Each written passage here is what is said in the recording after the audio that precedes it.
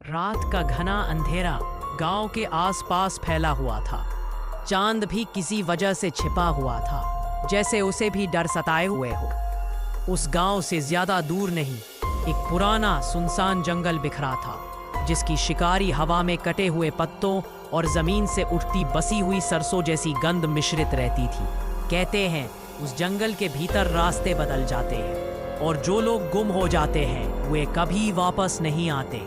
उस दिन सुबह के पहले ही एक बूढ़ा व्यक्ति गांव की ओर आ रहा था।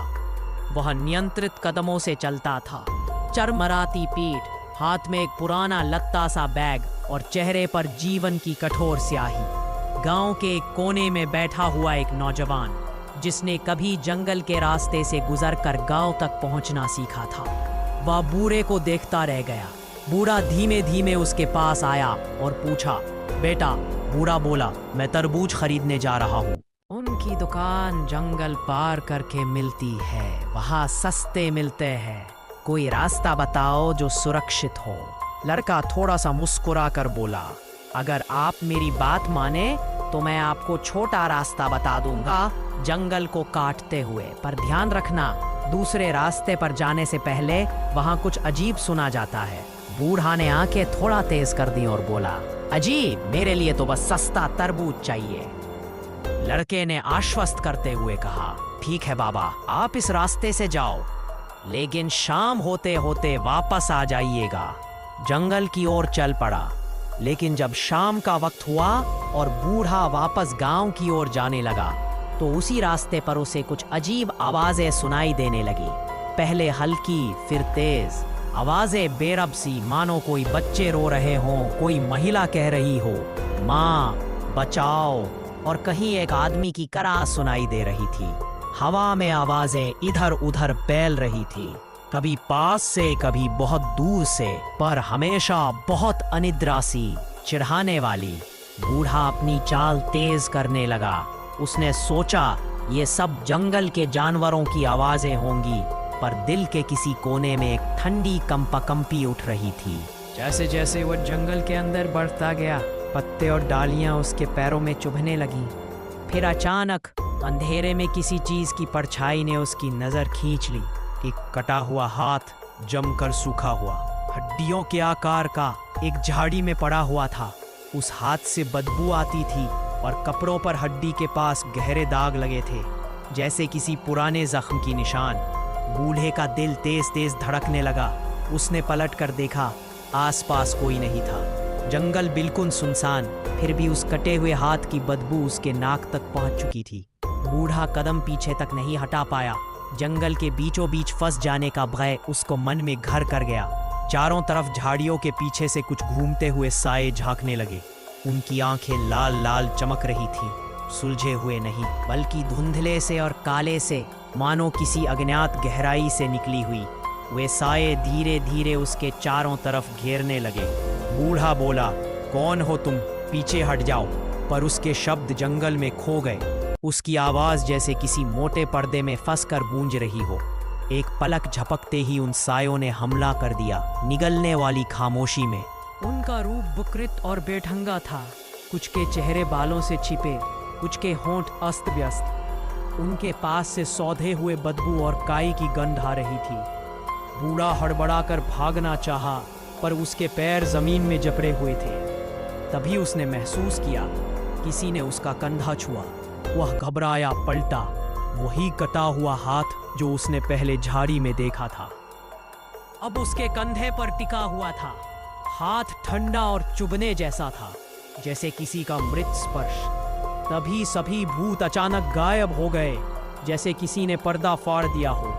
पर हाथ उसके कंधे पर ऐसा चिपका रहा कि बूढ़ा हंस पड़ा। हंसी में ताकत ही नहीं थी, बस हंसी में एक अजीब सी चिंता थी। उसने पीछे मुड़कर देखा। किच-किच की तरह हाथ हवा में लहराते हुए गायब हो गया, लेकिन उसके कपड़ों पर एक दाग सा फैल चुका था, मानो किसी ने लाल रंग से उसे छुआ हो। बूढ़ा हैरान था। उसने कई बार अपने कपड़ों को छुआ, पर दाग मिटा नहीं। उसने अपनी झोली खोली। तरबूजों की खुशबू के साथ साथ कुछ गुटके सा बलगम बाहर निकला, एक अजीब सा दाना जो चमक रहा था। कुछ दूरी पर एक किसान काम करके अपनी खेत की ओर आया। उसने बूढ़े को देखा, हंसते लबों के साथ बुलाया और कहा, आओ बाबा, यहाँ बैठो, पानी पियो। क्या हुआ? तुम्हारा चेहरा बहुत पीला लग रहा है। बूढ़े ने फुसफुसाकर बताया, इस जंगल में कुछ था। पर किसान ने कहा, कौन? मुझे कुछ दिखता नहीं, शायद थकान होगी। आओ रात यहीं रुक जाओ। किसान के घर पर आग थी और उस आग की रोशनी में किसान के चेहरे पर सादगी और मृदुता झलक रही थी। उसने बूढ़े को पेट भर खाना दिया और उसे जमीन पर एक मोटा चटाई दे दी, जहां वह सो गया। रात में बूढ़े की नींद बेचैन थी। बार बार वह जंगल की आवाजें सुनता, बच्चों की कराह, स्त्री की गूंजती आवाजें और किसी की बुझे हुए गालों की आहें, सब उसकी आत्मा को चीरती जा रही थी। सुबह जब वह उठा तो उसकी झोली में से कुछ तरबूज गायब थे, पर उन तरबूजों के स्थान पर कुछ छोटे छोटे बीज बिखरे हुए थे, जो नरम और गीले थे। उसने उन्हें उंगलियों के बीच दबाया। उनकी सतह पर रक्तस्राव सा लाल चमक थी। बूढ़ा दहशत में था, लेकिन उसने उन बीजों को अपने पास रख लिया, सोचकर कि वे उसके लिए किसी तरह की याद बन गए हैं। गांव पहुंचकर बूढ़ा उस लड़के की दुकान पर गया जिसने उसे रास्ता बताया था।